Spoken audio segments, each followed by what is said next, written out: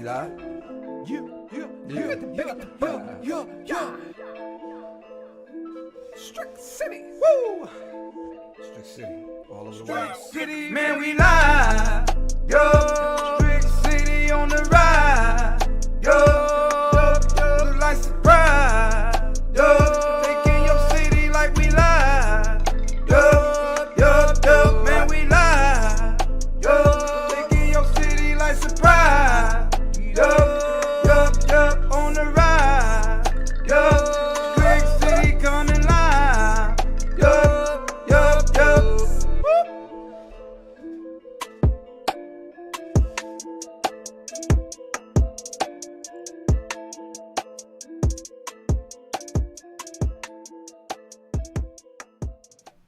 Hey, man, it's your boy Strick, and we are live. Strick City Live is happening right now, and I'm so excited about this show. Like, this is going to be a nice one for you, man. So for all my people that, y'all know we're going to be talking politics tonight. So all of my people just trying to make decisions about politics, you don't know what's going on, you're going to be educated tonight, all right? So we're going to talk about Alabama politics, we're going to talk about Trump, we're going to talk about Joe Biden, and we're going to talk about what you need to know in this day and time about our political climate and how you can make a difference. Now, before I get started, of course, I got to do a couple of things, give out the rules. Hey, Laura's not here with me today, but if she was here, she would tell you this. Share this video, all right? Share this video tonight, and what I will do, if you share it on your page, drop your Cash App in the comments. And at the end of the night, I am going to bless somebody to be our winner. I'm going to just Cash App you. It's really that simple. So you mind if I say it again? Here it goes. Share the video tonight. Share this live, whether you are, well, if you're on Facebook, it's easy to share, all right? I can actually see it. Drop your Cash App in the comments. If you're on YouTube watching this, you know what I'm saying? I got some people on YouTube watching as well. I need you to drop your Cash App inside of the comments, even on YouTube, and I got you. For my folks on Twitter, you know what I'm saying? Through Periscope, you can see this live video tonight.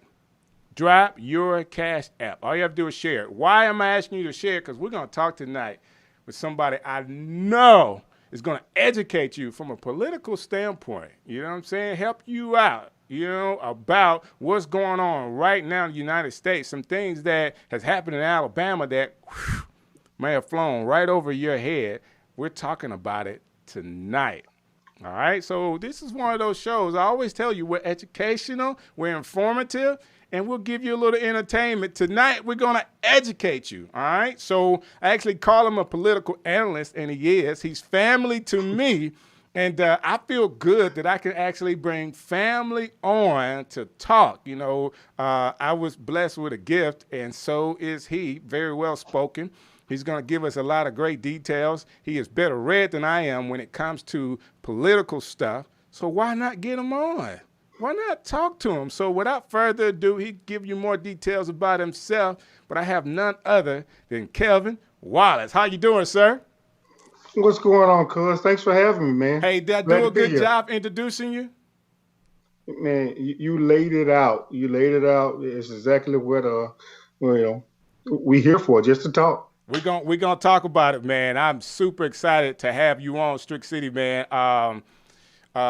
This program, of course, you know I've been doing Strick City for a long time. Started on radio, now, of course, with the advancement of technology and the quarantine going on, I get a chance to kind of do it at the house, in the basement, and people come to Strick City, and then we just share it with the world. Like even my friend Lawrence Conaway, Pastor Conaway, is hanging out with us tonight. So big shouts out to him. Thanks for coming through.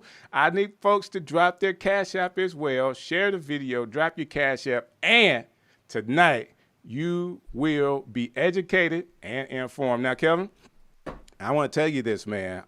Very few people that don't do this all the time. They're intimidated by this, but I know you are as cool as a cucumber tonight. That's just what it is, right?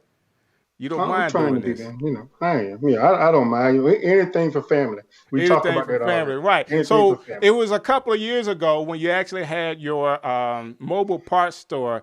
I was gonna I wanted to get you on the show to talk about the store that you have because you've done so many things over the years. So when I started doing this, I kind of said, "Hey man, I'm gonna get you to come on and do this. Let's talk politics." And anytime I say stuff like that, I always want to be a man of my word. So I thought it was the best time to bring you on. It worked out in your schedule. And we've had some conversations. And number one, all you have to do is watch Kelvin's Facebook page and the comments that he put. Do you put like some of the same type of posts on Instagram as well? No, not so much. I'm more of a Facebook with my posts. I'm trying to learn how to use Instagram. I'm a little old school, so I'm more with Facebook. But I'm trying to expand my horizon with the Instagram. But for the most part, on my posts about politics, I am going strictly Facebook. Facebook. So I get it. That's where I see all the information. And I wake up some days when you make those posts and I'm like, wow, like I would have never known this if Kelvin hadn't put it down. Like, I don't know how much time you spent in research, but I appreciate it. And I know based on the comments, tons of other people are watching it and using your content to kind of help them figure out what's going on in the political arena as well. Yeah, one of the bigger things is, we all, especially those of us that grew up here in Alabama, we were force-fed Alabama history Right. in order to graduate high school. And it was a revisionist version of the Alabama history, and it was just to make everybody seem like, everything was all good and we had good slave masters and, right, we were happy to be where we were. And that just wasn't the case, and I think, we've kind of done our kids and a disservice, and we've done ourselves a disservice. And so it was always important for me to go back and read. And when I got into Alabama history and U.S. history, I was like, wow, it was right there. They didn't teach me this in high school. Why didn't we talk about this? Why didn't we? And I didn't, I didn't appreciate that when I got older and really could look for myself and read for myself and kind of gain an understanding of it. So that's kind of my push behind it. It was, I was kind of upset with myself and just the whole thing. Like, man, I've lived all this time and I've been taught the revisionist history and, but for my part, I had every opportunity to go and look and read for myself. And that's what I encourage everybody to do. Just go back and read and look and make sure what they're saying is true. Well, with technology right now, number one, I have no idea what's in the textbooks, like what they're teaching kids right now. But with technology, everything is at the tip of your fingers. I don't know whether you just say, hey, Google, or hey, Siri, or whatever it is. If you want to know information, it's right there on the internet, or it can get right there to your hand with your phone. I want to say this real quick. Ashley asked, what is the Cash App for? And maybe she came on a little later. I want to share with everybody. I asked people to share tonight's live stream. And the reason why I do that is because I think just like you, all of your friends should be able to get this information. So I'm saying share it from your platform so all of your people can see it. And once you do, drop your Cash App in the comments and it's a contest. I'm going to pick a winner from those Cash Apps. And I personally, DJ Strick, will send you a Cash App from Strick City.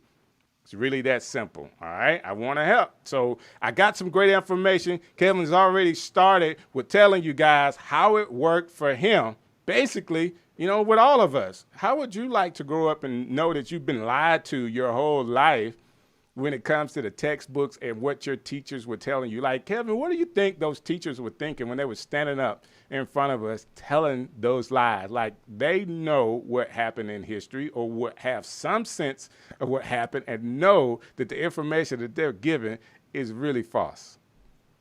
Yeah, I think a lot of our educators during that time, I think they were kind of caught in a conundrum of wanting to keep the peace and not really want to cause disruption. So I think in themselves, they may have have given themselves a pass, or maybe felt like they were doing the right thing to, okay, let me just gloss over this subject so that I could, I don't want anybody to get upset, but I mean, the truth is the truth.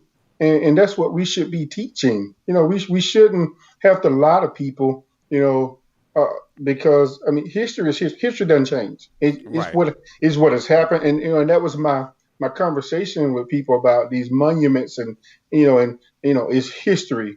Yeah, it is history, but what part of history are we talking about? What if you understood the history, especially in Alabama? I know you and I had that conversation about the monuments here in Birmingham. Right. I mean, Birmingham wasn't even founded during the Civil War, but we got Civil War monument downtown Birmingham. So, and it was put there after this 1901 Constitution was put in Birmingham. So you put a statue of the Confederate general in downtown Birmingham in 1905, and Birmingham had nothing to do with the Civil War. So what reason was it there? It wasn't to celebrate heritage.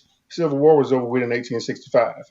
I mean, so these people, they didn't fight in the Civil War. It was nothing. It was meant to let you know, just like the 1901 Constitution was, that we are still in control. That was the only purpose for it. It was every day you walk by this statue, please know to stay in line.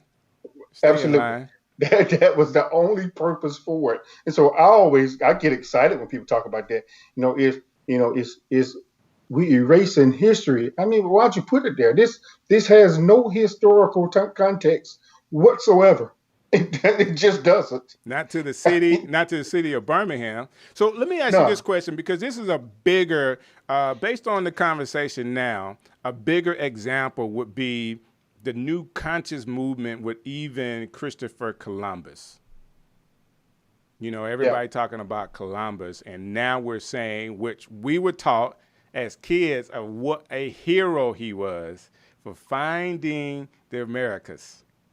In actuality, he was the worst of the worst, as far as what he did to the indigenous people, not only to America, but even South America. Like, now we get the real story of how this guy was extremely bad, and everybody is like, okay, now we got to remove his monuments. Now we're talking about removing his day.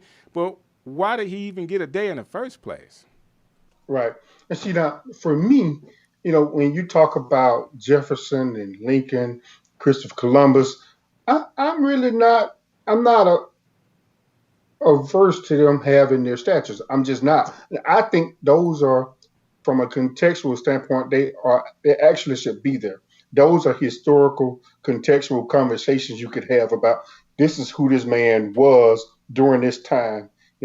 He came in 1492 from Spain, and this is what he did when he was here. He was given credit for it. So I'm not a real fan of, okay, let's remove the Lincoln statue. He didn't own slaves, but he did pay off slave masters for their property. He did do that. Gotcha. And Thomas Jefferson, he did have a teenage slave that he had babies by. He was a pedophile. He had a whole family with this lady. Yeah, he was a pedophile. And right. he was a pedophile. However, that's the portion of history that we should be teaching, because those people, those were, those statues were put in place to represent those people for that time. Right. And that's the difference between these statues that were put in your face to keep you in your place. It's a big difference in those situations. I got you. So now let's talk about the Alabama Constitution for everybody that's watching this in the state of Alabama or not. As I researched for this call, because I didn't want you to come on and have all the information, Kelvin. I wanted to know something. Like, let me have something, because the Alabama Constitution I wanted to talk about, because we've heard reform for years. And I never knew why they wanted to reform it. And I know that our Constitution, the way it is actually written, it is the longest Constitution in the world. All right. So longer than the United States Constitution. I think the second longest Constitution is India's Constitution. And we're still 4 times bigger than that.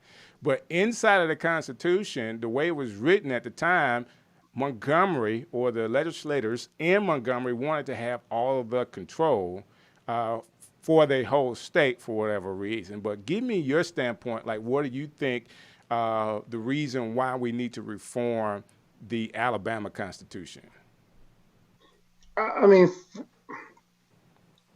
for the first, just to answer the question straight up, we need to reform it. We need to scrap it because it's a racist document.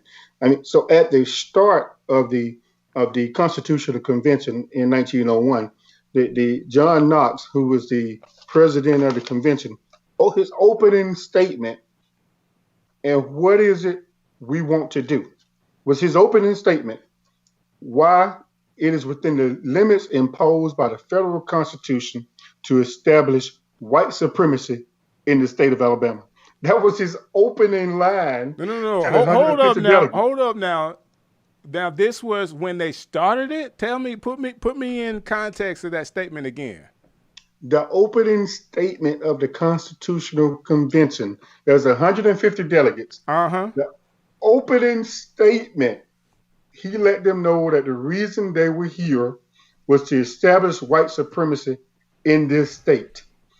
That's what it was. Wow. And if you look back from a historical standpoint, so during so of course the Confederates lost the war, right? And in 1865, we went through Reformation, and the North came down, and they actually basically held them accountable to the 13th, 14th Amendment.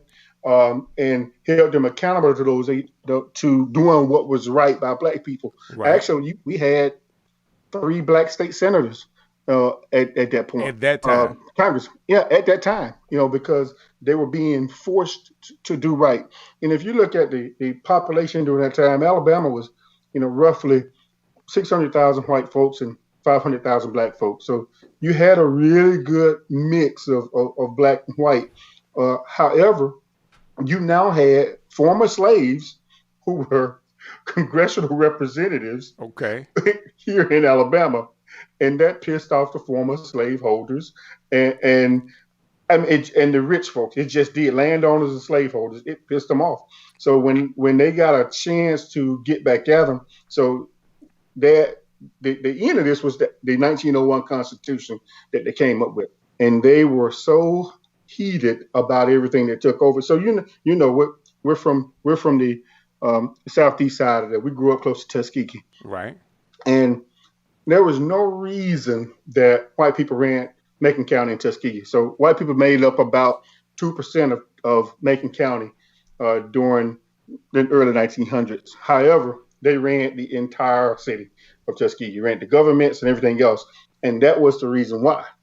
They took everything that they could from to skirt the federal laws and limit everything they could. And what it ended up doing, it really hurt poor white folk just as it did black folk. Right. In addition to the literacy test they put in, they also implemented a poll tax, which just totally excluded poor white people.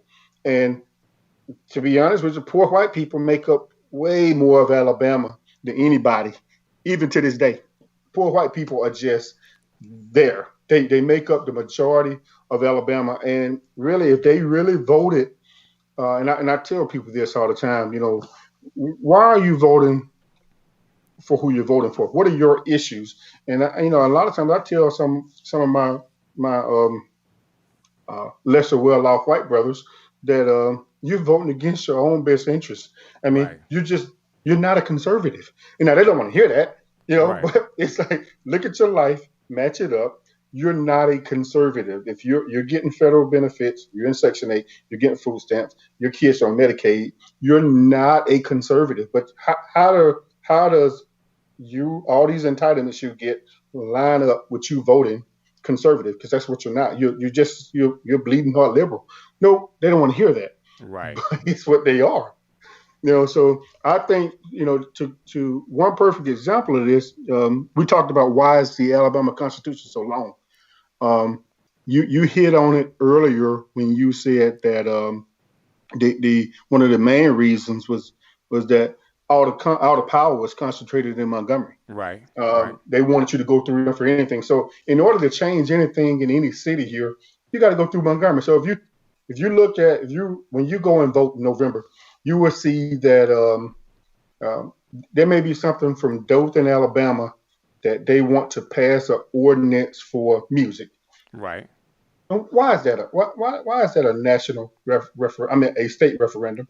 Right. So why do people in Tuscumbia or Florence get to vote on a referendum in Dothan, Alabama? And that's what's going on. That's what's going on in Alabama right now. Somebody actually put it in the comments. There's actually over 900 amendments to the Constitution based on what you're saying, how it is written. So they have to actually put it out there that way. They have to have it, the amendments voted on, because that's the way the Constitution is written. That's why everybody keeps saying reform, reform, reform, because rewriting that, but who is going to take the time to do it? What delegation, or now we got to have another convention to actually do it. Kevin, who do you think is going to be at that convention to actually rewrite it? Who's going to be invited to the party to kind of help Alabama do better when it comes to how its Constitution is written? I guarantee you we won't be invited to the party. Yeah, and it's unfortunate that the way our power brokers here in this state have set that up. And it's really set up to disenfranchise people who are non-factors. That's what they've made us in here. For instance, a perfect example. You remember when 2015 the minimum wage talk was going up about Birmingham is going to raise the minimum wage to $10 in the city of Birmingham. Do you know that never happened? All of a sudden, nobody talked about that anymore. Right. You know why that didn't happen? Because, that didn't happen because our state legislature went and passed an ordinance at the midnight hour in Montgomery that says that no municipality can raise their city wages higher than the federal minimum wage. And it stopped Birmingham from being able to establish a minimum wage for their own city. And that's crazy. And the only way that Birmingham can do anything right now is if they have a statewide referendum. And when you look at all these 900 amendments, a lot of these amendments have overwhelming support in the local area. But you know how they lose? Because somebody in Mobile is voting on a referendum for something in Birmingham that they don't care anything about. They just put something down. They put yay or nay. So that's why I don't even vote for referendums. When I see them on there and it has referendum in Baldwin County to allow fishing on Saturday evening at 9, well, I don't care. But if I went in and said no, that could go against the will of the people. And I don't know what the will is in Baldwin County. Right. And that's why other constitutions in other states are so much smaller, because there are a lot of municipalities to handle those small issues that are germane to that particular area. So the importance in the state, when we're talking about the local mayor races, the important roles in the state may be our state representatives. Like, how important is it to get the right people in place in Montgomery to make sure that our local interests are being talked about down there? Yeah, it's very important. It's so important to go vote. Even though I know that oftentimes when you're a minority in a red state, you feel like your vote doesn't matter anyway. However, those down ballot votes are very important. We probably won't win the presidency here in Alabama. That's why you won't see a lot of commercials and all that. because they know they got Alabama. They're not spending money in Alabama, right? They're not going to do that. However, those down ballot races that elect our representatives are very important, and we need to hold on to what we have. And that's the only way we'll be able to make some type of meaningful change is we continue to vote, get people out to vote to try to get some of these state representatives. What people don't realize is that these state houses in the state Senate are just powerful. They actually control what the state maps in your state that determines your congressional representation. Right. They just do. And right now, if you look at the state districts in Alabama, how our congressional districts are drawn in Alabama, it's ridiculous. Right. I mean, it is. If you look at and I want to challenge everybody on here, when you get off, look up gerrymandering congressional districts in Alabama, and it's so unfortunate. It looks like a kid drew lines in different areas and said, okay, we got to get 7 districts, and we're going to draw here. However, there was a lot of and I use my President Bush word, a lot of strategery involved in drawing those lines. Yeah, you just made that word up. I heard, yeah, I got that from Bush. Oh, that's what's up. So when you look at the map, you look at a predominantly black county like Bullock and Macon, and they made sure to add Houston and Russell and the other counties in to offset the black folk. And they do the same thing in Wilcox County. So if you look at it, if you look at the map near Mobile, it's crazy the way they drew it. They would skip over certain areas and just draw wiggly lines, and they cut out particular areas. And what they're doing is they're basically they're dissecting the vote. So they got it set up right now. You're only going to get one Democratic congressional representative in Alabama, and it's mainly black folk. So, and if you look at the map, it's almost insulting when you look at it. It's insulting to me because I know what they did. And right now, I know that's being challenged by in the courts right now and calling them out for it. And they've had some success in North Carolina and in Maryland with that, and they're coming into Alabama. Because it's indefensible when you look at it, and there's no way you can explain any type of methodology on why you drew it that way. It's flat out because that's where I could get my votes, or that's the way we can limit this particular race from having an impact in this area. I don't want people to miss that, Kelvin, because we can easily miss the fact that if you look at the map, I want to say it again so they don't get it. The map of how Alabama is actually divided into the 7 congressional districts. The 7 congressional districts. He's already said it. It does look like a kid drew this map, but it's actually drawn to get a certain amount of votes into one place, which is district number 7 is the only African-American or black seat that we have. When there's possibilities to get more if that map was drawn just a little bit different. At one point, we did have 2 seats, and then it changed. When was that? It was in the 90s? I think so. And if you look at, because they redrew the map in 2011 to fix that and get that seat back. Right. Because if you look at, I don't have the map in front of me, but if you look at 7, there is absolutely no reason for 7 to cut in and take a piece out of 6. Right. Why? So you've basically drawn 7 in to carve out the black folk in inner city Birmingham, so that Congressional District 6 can have outside the suburbs of Jefferson County in Shelby. That's what they did. That's exactly what happened. If you watch the map, there's a line through, I think it probably goes around 2059. Yeah. That's what it kind of looks like. There's a line that goes through Birmingham for that 7 district. And, Terry Sewell and Arthur Davis have had those seats. And I give it to Terry Sewell has done a great job. But we do have opportunity to get more people that could speak on our behalf in Washington if that map was just drawn just a little bit differently. I still feel like even without the change, if people down in, I want to say Baldwin County, so Mobile, Mobile area, if black voters will actually vote down there, even with the way the map is built, they should have a better chance of getting someone that represents their voice in office as well. So Yeah, we just got to vote. Huh? We just got to vote. They got to vote. Vote. You Your gotta vote vote, and it's matters. not just about the president. You know, everybody Right. gets stuck on, and I want to say this: everybody gets stuck on Donald Trump, Donald Trump, Donald Trump. I get it.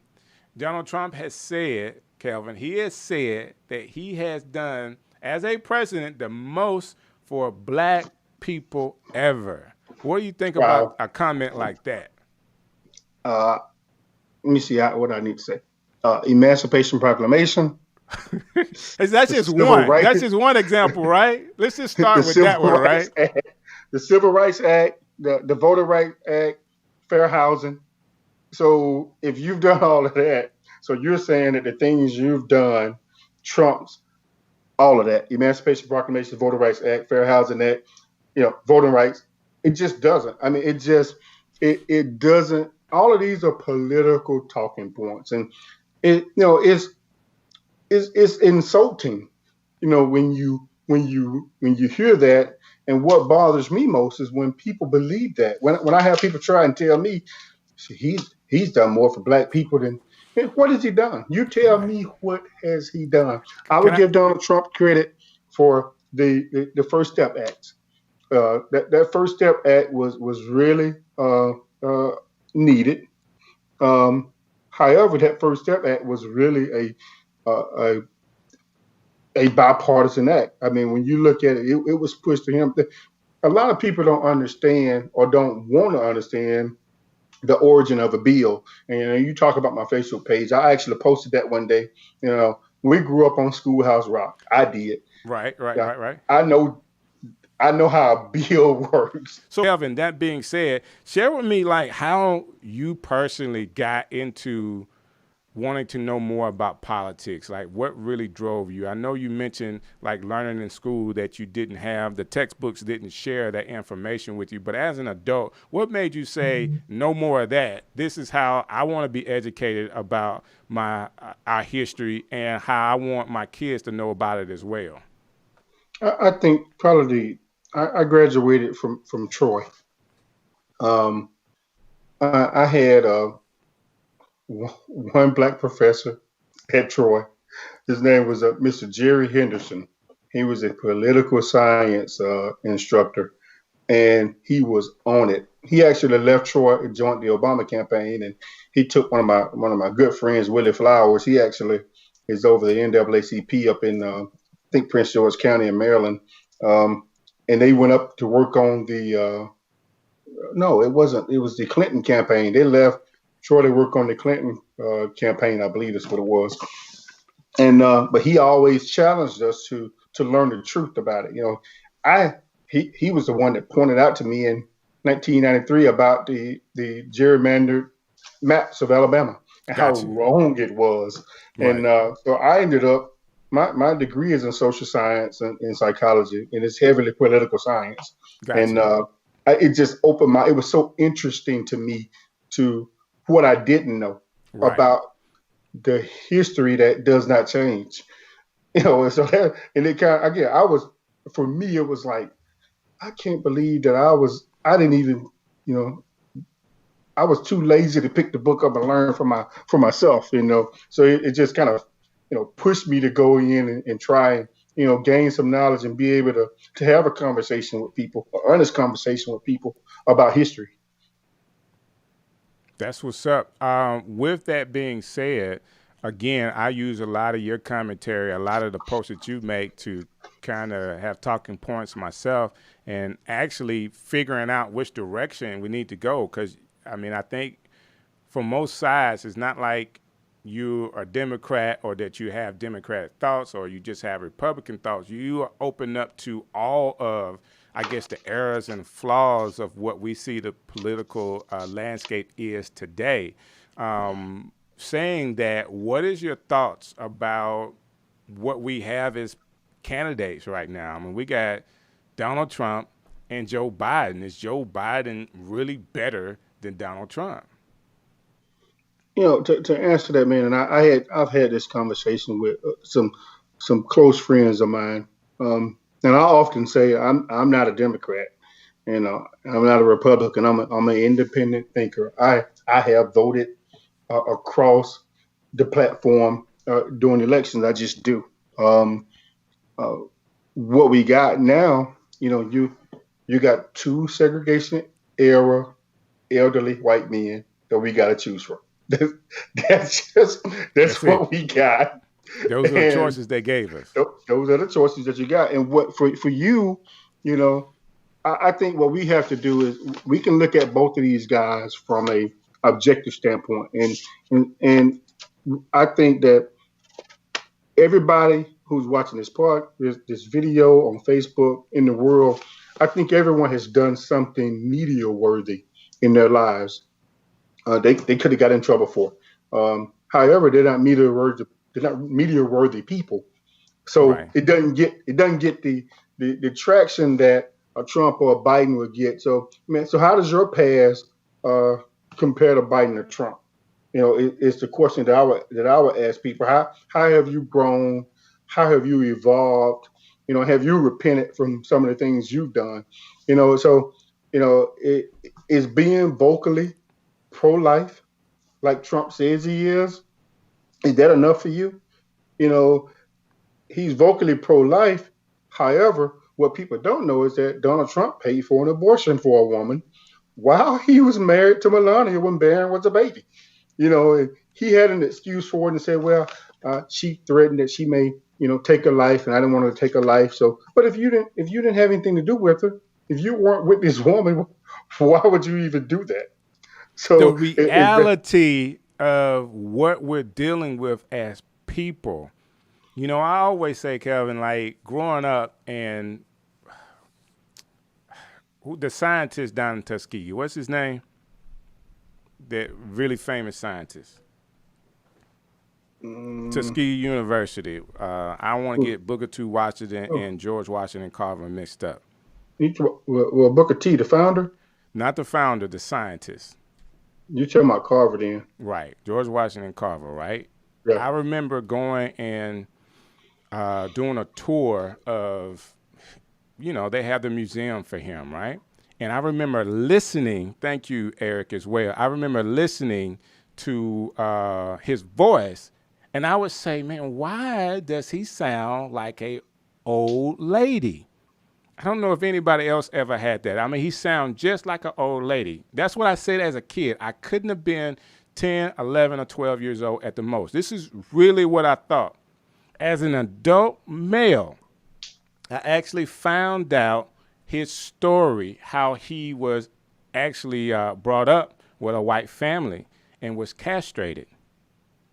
All right. So the reason why he never had a deep voice is because he didn't have that inside of him to actually I guess the part of our bodies as men to give us that deep voice. He sounded like a woman.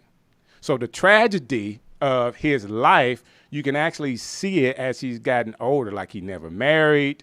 We never know much about his private life. Of course, we know all about the inventions that he had, but the reality of what this man had to go through, even though he gave us a lot of inventions. As a kid, I might have laughed, like, why does he sound like that? But as a man, I feel sorry for the reality of life that we have.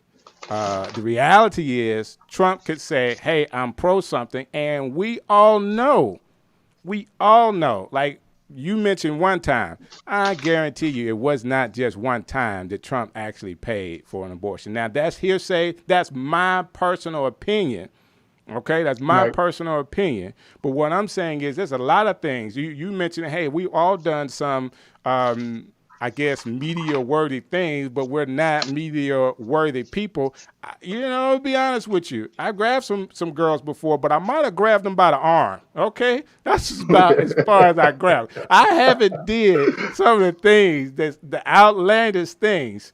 Locker room talk, all that kind of stuff. I don't know that it's gone that far. That being said, Donald Trump has such a history. And we're talking about him. Joe Biden is not He does. he's not an angel by any means of the spectrum. Like, this guy has a past as well.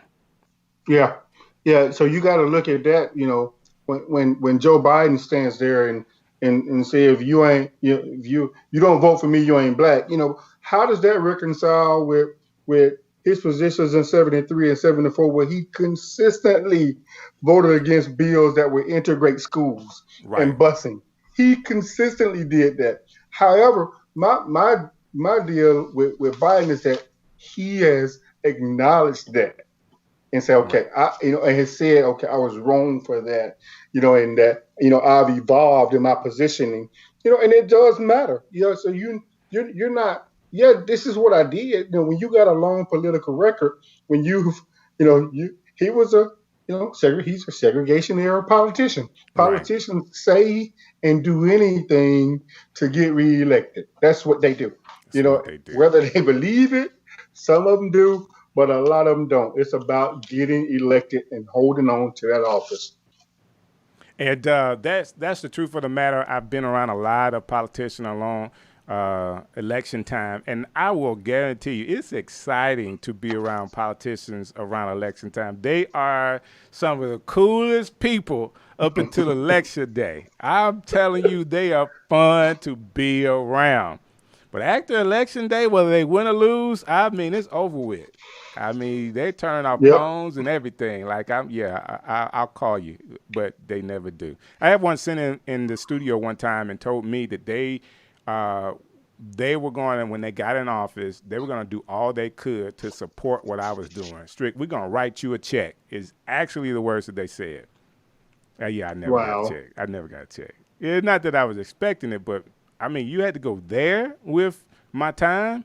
Like, I was just trying to support, and I'm a supporter on every side. You mentioned it today, and I'm the same way. I'm not a Democrat or a Republican. People need to know that I like being balanced. It's about the facts. It's about the real topics on each of them. Now, what I don't like is, we remember when Obama wore a tan suit. All right, you remember that? Yeah. He wore a tan suit, and America just went array. They just was like, what in the world is happening? That's so not presidential. Really? Really? Like, and I'm going to say, this is my opinion. For everybody that's watching, it's my opinion based on who represents us in the White House. For me, it may have been a first time, and I could be wrong, that we had a foreigner first lady. Like, his record of his marital status and who's married to should have disqualified him to be the president of the United States, and that's my opinion. Well, that's a good point. And if you balance that with his position on DACA and immigrants, I don't understand how Melania deals with him. Well, I know she don't. I mean, from what I hear, but it just doesn't square with reality of it. She hung out with him long enough to get a green card and bring her mom and daddy over here. That's what she did. Everybody's got an end goal, right? Everybody's got a game to play. Right. And listen, I'm not mad at her. I mean, you got to do what you got to do. Like, why does somebody like that marry a Donald Trump? Like, it's easy to understand why that happens. Like, she had something she needed, which is a green card or get over to the state. I mean, he's got tons of money. Like, that's the world that Donald Trump lives in. So we understand where she's at. Now, today, there was a video, Kevin. I want to talk about this real quick before we have to get out of here. Doctor out of Houston, all right? Black doctor. She's actually a Nigerian, I think she was.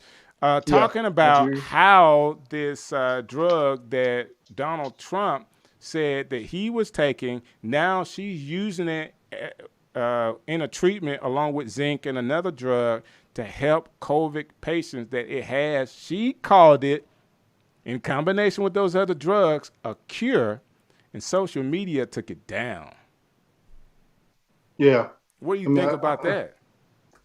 I saw that. I mean, I'm a fan of anything at this point. that could get us back to some sense of normalcy. I don't think we should politicize COVID-19 whatsoever. If hydrochloroquine works, it works. It doesn't work for everybody, and that's the part that I think we need to be careful about. If you have pre-existing conditions, a lot of people know. We have an aunt. Granddaddy's sister passed away from COVID-19. Right, right. She had some underlying health issues, and I know she had hydrochloroquine. And what I want to say about that, we need to follow the CDC guidelines about social distancing and wearing a mask. And I think the best way that we as a people can help ourselves is we got to get in shape. I mean, our biggest issue in America is our high caloric intake and our slow to no caloric burn. We don't work out. Right. We can't continue to eat all this crap and think that, so your body is already fighting to work through all your other issues that you got from your high blood pressure to whatever other underlying issues that you may have. And then you introduce COVID-19. And this is where we're having the bigger issues. So I think that, in America, we got a weight problem, Right. So I think, and it's even worse with this Generation Z with the social media, because they don't do anything. I watch my kids, man. They get on that Call of Duty and the live stream or whatever. And like when you and I were kids, we go out to the rec and play basketball and be out all night running, and they don't do any of that. And I just think that from an American standpoint, we have so many underlying health issues related to our gluttony and not being active and doing anything to help ourselves, that that's why our death rate is high. Right. It is. We have a 23% death rate for COVID-19. And that's black people. Yes, that's high. I mean, so very high. No matter what anybody tells you, we have a high death rate. You may say it's not. Well, only a certain number of people. We got 4.4 million people with COVID-19, and I think 144,000 people have died, and we want to act like that's not a big deal. It is a huge deal. That is a very big deal. That is a very big deal. But I hear you saying this, and for people that don't know Kelvin, he is a big with running, exercising, and being healthy. Now, I've also seen you eat ice cream. Ice cream I love it. is my best thing in the world. I'm like, I had to stay Bluebell. away from it, but Bluebell. I actually work out because of you motivated me to be more active. Let me say it that way. Now, I'm not doing any type of marathon. I don't 5K. If there was a 0.5K, I could do that. I could do that. But I'm not doing 26 miles. Who wants to run that long? Like, if you're running longer than an hour, I don't think your body is designed to do that. But, hey, you know what? I'm all for you doing all the marathons you can do. I will cheer you on, brother. I want to see the medals when you get back. Right. I appreciate it. So what made you get into running like that, running marathons? Man, who was that? I don't know who I was. It may have been I got challenged. I think I was maybe 40, and somebody told me I couldn't run a marathon, and it was the one here in Birmingham, and this Mercedes, was in maybe. Yeah, it was the Mercedes Marathon, and the guy told me you wouldn't make it. You wouldn't make it. So he challenged my manhood and said, you won't make a marathon. So, and I entered the marathon. I sure did. And I had a good friend of mine who's a marathoner called me and told me I was making the biggest mistake of my life. That's and funny. that I needed to do the half. Or he said, because I believe that because you arrogant and you're going to show that you could do it, you're going to finish that marathon. And he said, you're going to be done with running. So he said, my advice is for you to do the half, then come back the next year and do the full marathon. And that's what I did. I ended up doing the half in 2014, and I came back and did a full marathon, my first full marathon in 2015. And, now I'm up to number 7 on full marathons. So I've done 7. You know, I went to Berlin, Germany last year and knocked it out. Went over to Paris, and it was nice. So I try to make trips and, you know, vacations and runcations out of them when I do it. But that's how I got into it, man. I got, you know, how we get as men and somebody tell us what we can't do. And that's all you got to do with me is tell me what I can't do and how that'll I get it won't for make you. it.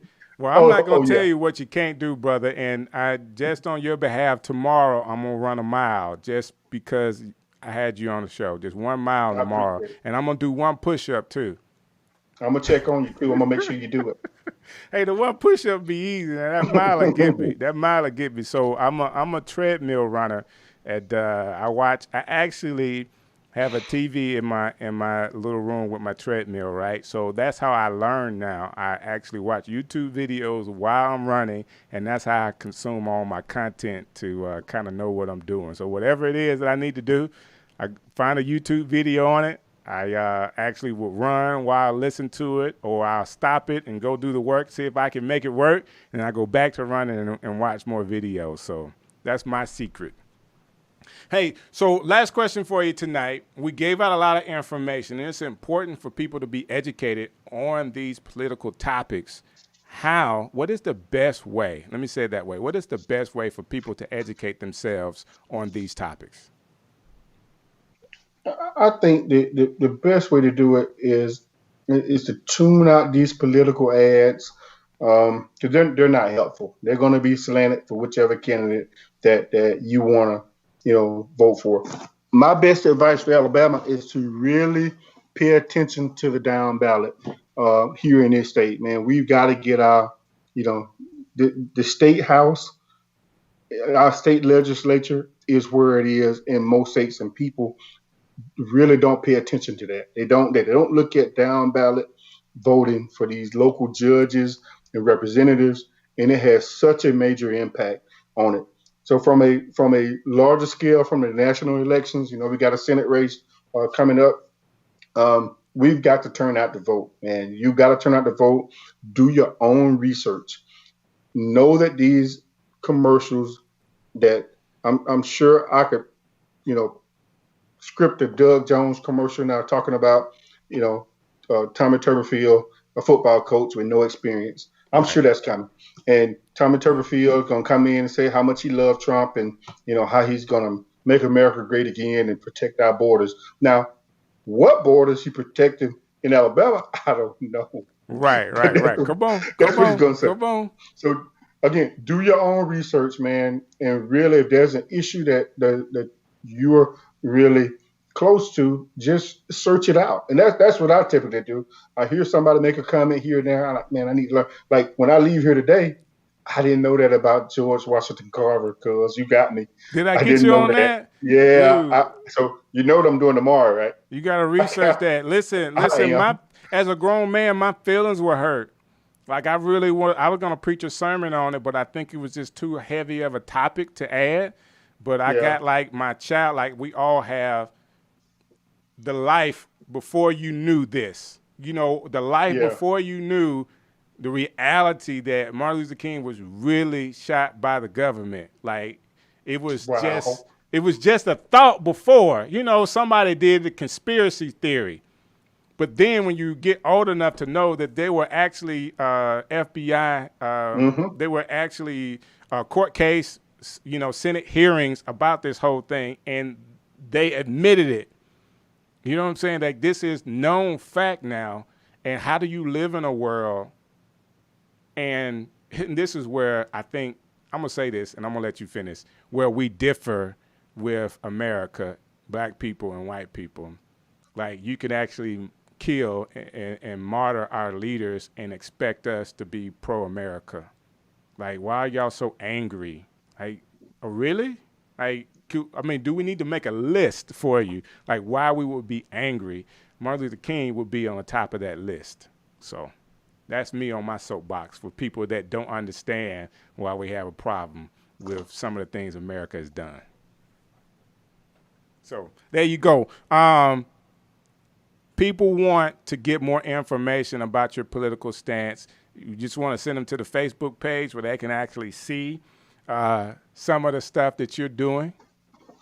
Oh yeah, that's cool. Yeah, Because people want to Just hit me know. up on Like, Facebook. hey, listen, Kevin, you on tonight. Like, people want to know what this political analyst has to say. They're gonna ask you questions. I got a ton of people like in the comments, even with our second stream, because our first stream got taken down because of the bill commercial I put in there. But the second time, we still got people coming on. I appreciate everybody from Chris Wright, you know what I'm saying, watching the show today, and all of our people from Opelika that are watching, and all of our family that's watching. Big shouts out to y'all. Anything you want to say or any shout outs you want to give before we end? Yeah, I appreciate it. It's knowing where we come from. We're from Opelika. A lot of people around here kind of get a kick out of the fact that my mom and your dad, sister and brother. Right. And they don't. Right. People don't know that, but it's Right. like that's just what it is. And I got a twin brother, and you got a twin sister, and we got family full of twins. You got twins. I got twins. It's just kind of cool, man. I appreciate it. Is very cool. Yeah, I appreciate you having me on here. So I got one book from that I would like to recommend folks to look at. The Color of Law. If you just want to get a little bit deeper into learning about history and the whys behind why we have neighborhoods like we have.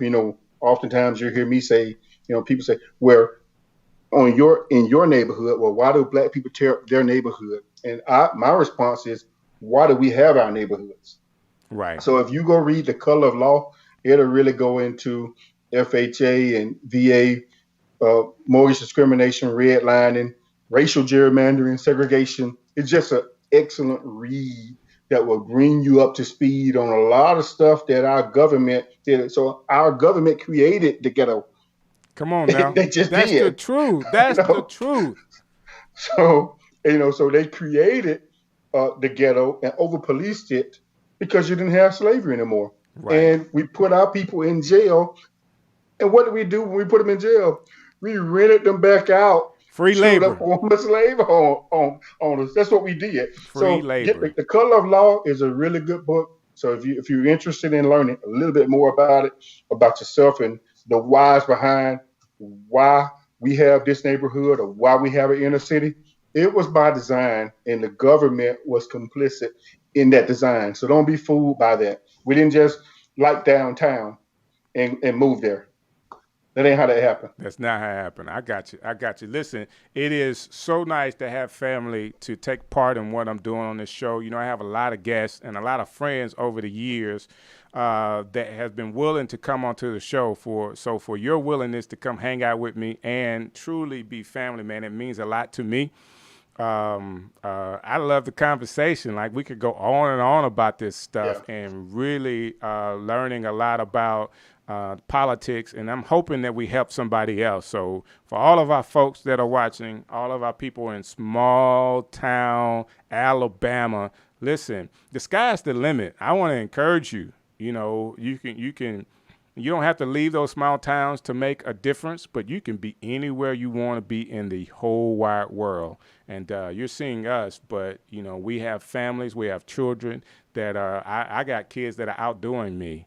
My second son is graduating Auburn in August. He's already working his real big boy job, and I'm so excited about them having a much better opportunity than I did and seeing it go through. And I know, Kelvin, you can say the same thing about your kids having a little bit better opportunity than you, and it's based off of your experience in small town Alabama.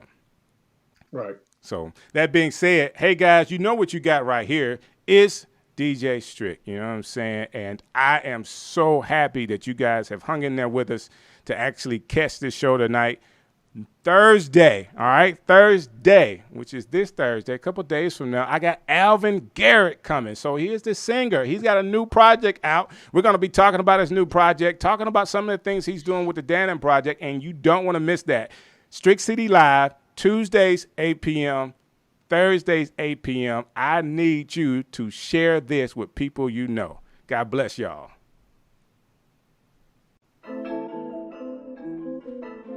We live? Yeah. Strick City. Woo! Strick City. City, all over the world. City, man, we live. Yo.